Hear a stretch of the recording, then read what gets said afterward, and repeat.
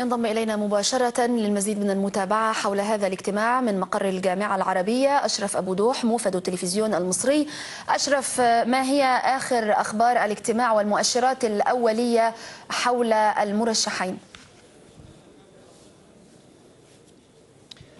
آخر أخبار الاجتماع لحظات وسوف تنعقد الجلسة الغير العادية لوزراء الخارجية العرب كما تحدث الخبر للتصويت على الأمين العام الجديد للجامعة العربية.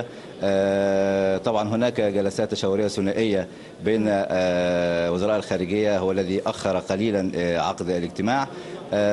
من المعروف أن مصطفى الفقي مرشح مصر حاز على تصويت أو حاز على توافق لاستفتاء 10 دولة، والعطية مرشح قطر حاز على تأييد 9 دول.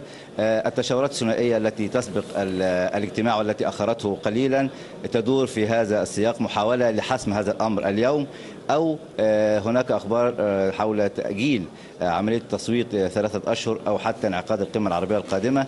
لكن هناك محاولات لحسم هذا الأمر قبل خلال هذه الجلسات الثنائية.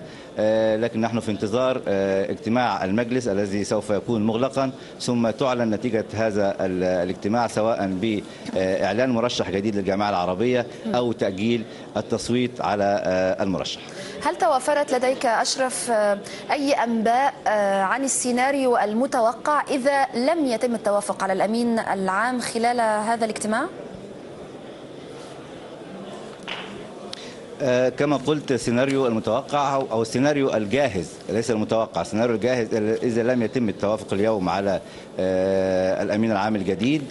طبعا الدكتور مصطفى الفقي هو الأقرب، لأنه يحتاج فقط إلى دولتين، بما أنه ليبيا مجمدة. هناك 14 دولة، من المتعارف عليه أن الأمين العام للجامعة العربية يحتاج إلى 15 دولة، لكن اليوم وفي غياب ليبيا نحتاج إلى 14 دولة.